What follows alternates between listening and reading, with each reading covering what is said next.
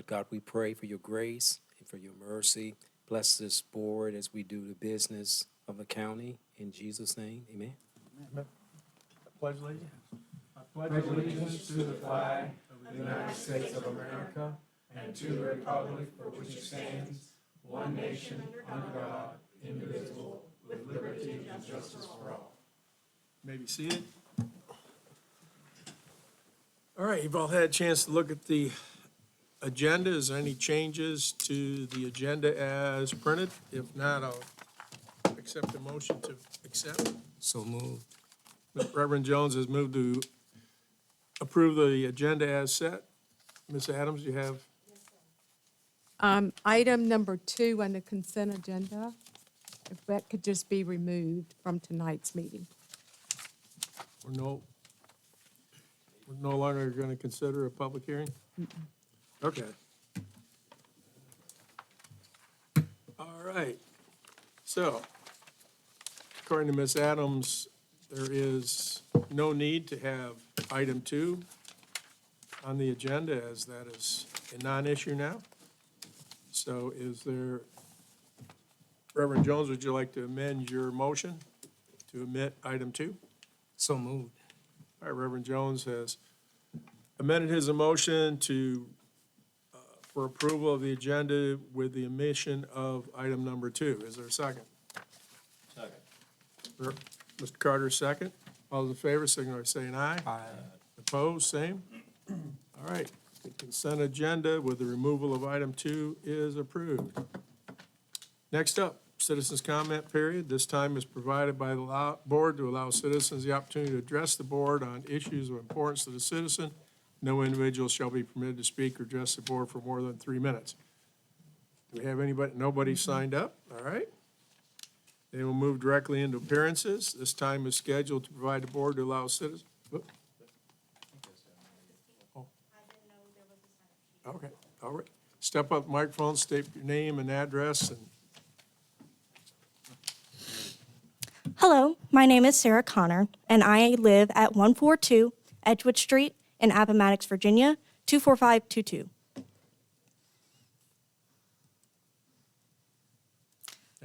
Good evening, Mr. Chairman and board members. It is an honor to be with you all here tonight.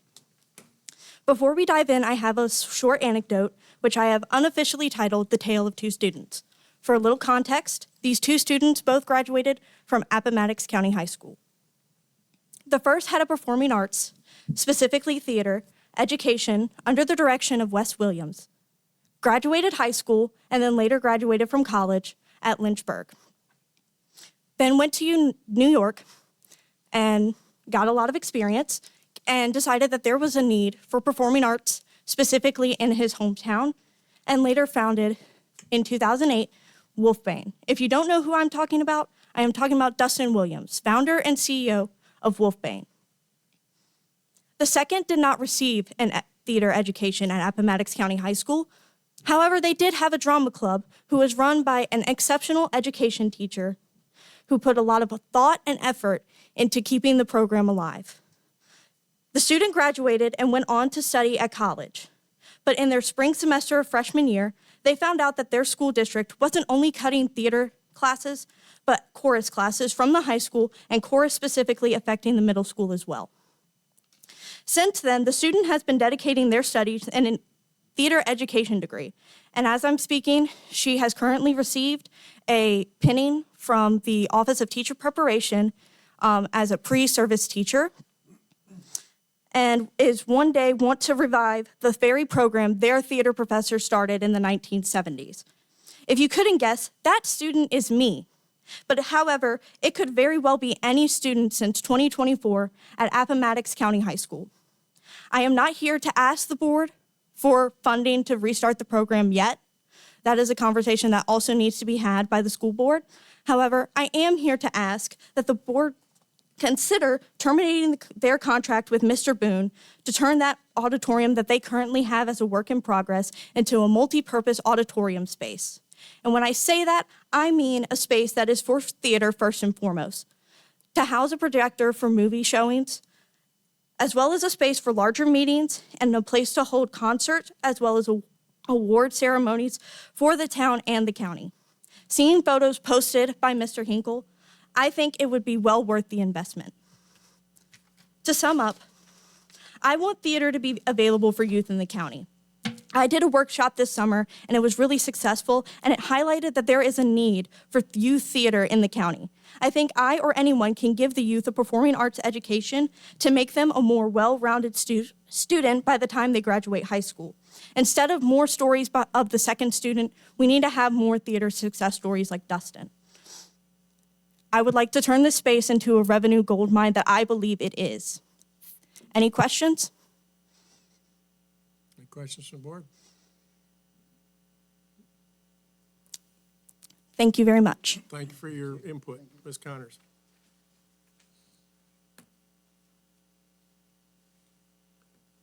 All right, next up, appearances. This is scheduled time provided by the board to allow citizens and organizations outside the county government to discuss matters of importance with the board. Dr. Jason Tibbs, Superintendent of Appomattox County Public Schools, has requested to appear before the board to have an opening of schools 2025-26 presentation. Good evening.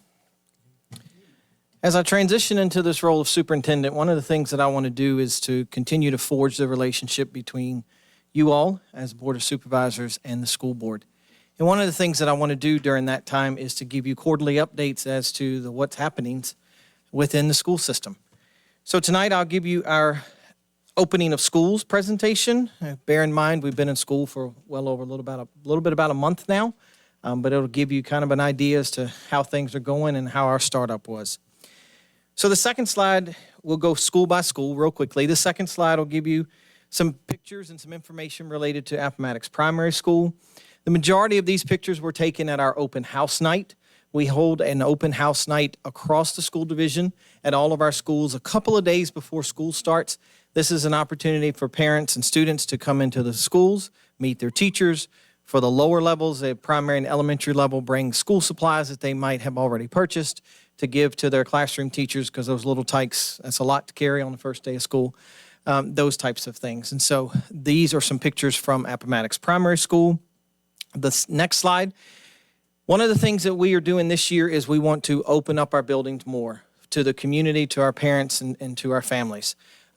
Education is a true partnership. It's a partnership with our parents, it's a partnership with our students, and we've got to have everybody at the table to make this thing work. And so this slide gives you two items that the primary school did just last week. They did this sprinkled with stories. This was an opportunity where they opened up the building to allow students to bring their parents and give them a tour of the building and show the excitement that they have experienced from being there the past several weeks. And then the other picture there is attendance is popping. September is Attendance Awareness Month throughout the school division, and so they're running a little contest there, if you will, for a popcorn party for the classroom with the highest attendance for this month. Then next is Appomattox Elementary School. Appomattox Elementary School has a new administrator this year with Mrs. Kim Douglas as the principal. And so one of the things that she is working on is building school culture. We recognize that this school in and of itself is a big hub for getting our students and getting our families in the building. Third grade through fifth grade are pivotal. They are really laying the solid foundation to get students ready for middle school and ready for high school. And so they are working on a whole book study for staff and students called the Energy Bus. They also, last week as well, opened their doors to a family reunion night. This was hugely successful there last Thursday night. They had well over 300 individuals in attendance there last Thursday night to attend that back-to-school night, and then these are some pictures there. Their focus this year is on core instructional practices on the next slide.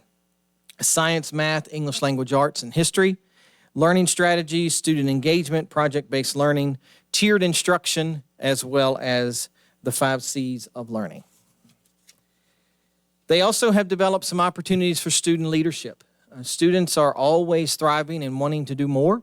And so at the elementary school, they have developed these student leadership opportunities that you see listed here. They have an announcements team. That's a 5th grade students that come up and do the morning announcements, as well as the Pledge of Allegiance that you all did and the moment of silence that you did a few minutes ago. They also have student ambassadors. They have a principal advisory board. They are implementing a safety patrol as well. And so trying to get our students involved in leadership opportunities very early on. Appomattox Middle School is next. Our information for Appomattox Middle School is we have an enrollment there of 569 students. Our average class sizes in core content areas is about 22 students, with encore classes having about 19 students. Encore would include electives, computer, Spanish, PE, those types of things. We do have some large classes that have 25 students or more, mostly in science and history. And then we do have some of our encore classes that have 25 students or more, mostly in the area of physical education. Then the next slide is a parent visitation, again, during open house night. So you can see we had a lot of parents that came through during those open house nights and engaged with staff and students. The next slide is the first day of school. First day, our year has started off fantastic. We have had a very smooth opening. All of the staff have raved about how much smoother this year's opening has been as opposed to in years past. I think we have attributed that to communicating, to being very well prepared, and to knowing what we needed to do when students hit our doors the first day. And then the high school, we had 9th grade transition meetings. On the next slide, we hold those during open house. 9th grade is a huge, huge, huge year, because if parents have never had a high schooler go through, they don't understand advanced diplomas, they don't understand standard diplomas. It is really, truly setting the stage for 9 through 12 and the cohort graduation. So we really try to hit them hard at the beginning so that they understand what classes their students are involved in, the trajectory they need to stay on in order to graduate on time, those types of things. And so we had really good turnout for these sessions as well. Mr. Cunningham, you can see the picture there, is hosting that as principal of the high school. And then the next slide, things we are looking forward to. Our CTE offerings have expanded tremendously. We have some dedicated staff that are really, really working hard to provide our students with real-world experience. And so some of what we have on this slide, some of what you can see is we are going to be holding Raiders Care. These are Saturdays that individuals can bring in their car to the Raider garage and have an oil change or get their tires rotated or just minor things. It can't be anything big. It can't be a brake change or a wheel alignment, but it's some preventive maintenance. They can bring the car in and do that, anyone from the community. Our HVAC program is also going to be doing cleanings of window units, window air conditioning units for individuals who take them out in the wintertime and store them away, cleaning the filters and doing those types of things. Our culinary arts department, they are going to be working to do various things. They've already started to have the Raider Cafe, and that is on Wednesday mornings, they allow staff and students to come in and get specialty coffees, danishes, sandwiches, those types of things. They're also starting to provide lunches to staff on Wednesdays, I believe, maybe Thursdays. But they are cooking these things and preparing these things. They're also going to be branching out and doing some catering within the school. They've already done the Hall of Fame dinner for our Hall of Fame inductees at the home football game a week ago. And so they are really working hard, and the students really enjoy doing those real-world application of what they're learning in the classroom. And then, finally, some division statistics. Our transportation department, we have 24 regular bus routes within the county. We have 4 sped routes. What we call sped routes are the smaller buses that you see going through the county. Out of county, we have 3 small bus routes and 6 van routes. Our average ridership for out of county is 6 students. Our in-county average is 52 students per bus, and then we have 6 each on each sped bus. Food service, just wanted to share with you some information on food service. During this time frame from August 7th through August 18th, because this is an iteration of a presentation I did to the school board a couple weeks ago, we served 6,985 breakfasts to students. For lunch, we served 10,280 lunches to students. We are a CEP school division, which means that breakfast and lunch is free for all students who come through the line. And so we are very thankful that we have that, and students do take part in that a lot. And then we had 219 employee lunches. Employees are able to come through the cafeteria and get a lunch for $5, which you can't really buy a lunch anywhere for $5. So we're excited about that. Our August 29th, 2025 enrollment was 2,339. Our budget for this current year was built off of 2,343. So we are right on the cusp of our enrollment. We do envision that is going to go up because we have seen an increase in students continuing to come in. One other stat that I would like to note that I shared with the school board that really will make you raise your eyebrow is we track all of our homeschool students because parents have to let us know when they are having homeschooling their children. We currently have 276 families that are homeschooling children. And if we had those in our buildings, we would be coming to you begging and having a much different conversation because we would not have the space. We are cramped now, as you know, in a couple of our schools, and I think we're going to engage in a conversation about that a little later in the fall. But if for some reason, all of those students decided to enroll back with us, we would be packing them in. Okay? All right. And that's an update for you. Well, thank you, Mr. Tips. Welcome. I didn't realize you were tracking homeschool students. That's interesting. Yeah, we have to certify that they are getting schooling of some sort. And so parents have to submit to us an intent to homeschool document, and it has the curriculum that they're using and that kind of thing. The other piece that I will share with you is out-of-county students. We've leveled out there. We are no longer accepting new out-of-county students for the middle school for grades 6 through 8. Most of our out-of-the-county are primary and elementary age students. Any questions from the board for? All right. Thank you. Thank you. All right, next up is action items, which we have none. Consent agenda. The consent agenda includes approval of all bills, minutes, supplemental appropriations, line item transfers, and fund transfers. Any item on consent agenda shall be removed from the consent agenda at the request of any board member prior to the vote of the consent agenda. Items removed from the consent agenda shall be considered by the board individually in order which they were removed from the consent agenda immediately following consideration of the consent agenda. Is there any more removals from the consent agenda? If not, we'll accept a motion to approve the consent agenda as submitted.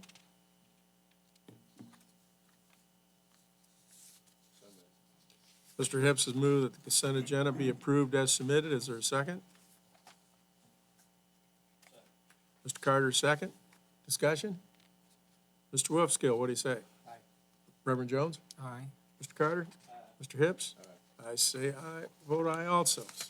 The consent agenda is approved as submitted. Next up is the attorney's report. Mr. Popovich. I have nothing at this time, sir. Okay. Ms. Adams, administrative report. Yes, sir. You have the newsletter before you, and I'd like to report that you have the animal control statistics, the building inspection for the month of August, community development, economic development, and this time we added some facility updates from Mr. Shepherd, as well as you've got the public safety report with all the data in August from the emergency calls from the fire department, the law enforcement, and town utility and rescue squad. Ms. Davis did notate some tourism activities that you may want to take a look at. Upcoming activities are the Food Festival, which is this Thursday at 5 p.m., Walk for Life, which is September the 20th, and that's in Cortland Festival Park. Chili and Cheer Community Day at the American Legion Post 104. A Holiday Lake State Park Fall Festival is Saturday, the 27th. And then the 250th anniversary celebration for Liberty Chapel Baptist Church. And I will notate that public safety, the Sheriff's Department, Mr. Vanoy and myself and the rescue squad have all been participating in planning meetings to ensure that we can accommodate the crowd that they've invited and expecting to attend. Mr. Spencer included some purchasing information as well as FOIA request. Notate Dominion Energy, I had reported, would be coming before the board in September. They will not be coming till the end of the year. The project that they were talking about, the transmission lines, it's not related to the data center, but it is another project that Dominion is participating in, and that's been pushed out a few months, so he'll be coming near the end of the year to report on that. Facilities Committee met. We did a walkthrough of the courthouse renovation. We were planning to do a walkthrough today for board members, but for some reason, someone made sure all the doors were locked. So we didn't get to participate in that, but if you'd like to notify staff, and we'll be happy to arrange that for you, to come and do the walkthrough. The certificate of occupancy has not been issued yet, is why we didn't hold our meeting there this month. There are a few things that the building inspector identified that needs to be corrected before issuing that, as well as there's a lot of grounds work that's surrounding the courthouse. Johnny had some notes about economic development meetings and how those have been progressing monthly. I've got some notes under the finance that you may want to notate as well. We're at the end of our American Recovery Funds, so by December 31st, all of those funds should be spent in the broadband and directional sign projects. Department of Social Services, staff moved last week. They're open for business. So if you get a chance and want to go by and tour the building, please stop in, and we'll be holding an open house in the next couple of months. And Mr. Vanoy and myself have been participating in some meetings with Brim's Lifeline. The Lifeline will be dissolved at the end of December, so the rescue squad needs a solution for communicating with the hospital because they use UHF radios, which the hospital does not have. So we're anticipating the solution will be that we purchase radios for the hospital so they can communicate with the squad. And then we have finalized our board work session on the CIP projects, and that will be Tuesday, October the 7th at 6 p.m. in the County Administration Office. All right, thank you, Ms. Adams. Any Any questions for questions? Ms. Adams? Mr. Chairman, I got one. Sure, Mr. Carter. On the, I'll tell you in a minute. On the urgent care center, is that green light still going? Well, the town and the county are collaborating on that, and we've had discussions with Centra and with the new rural health initiative. It may help get it over the finish line, we're hoping. That would be a pure blessing. Yep. All right. Next up then is supervisor concerns. This is time for individual board members to share information with other members of the board, and public items presented under the heading requiring action will be a future meeting agenda or request information staff matters. No items presented under this heading shall be acted upon at this meeting without unanimous consensus of the board. Mr. Wolfskill, concerns?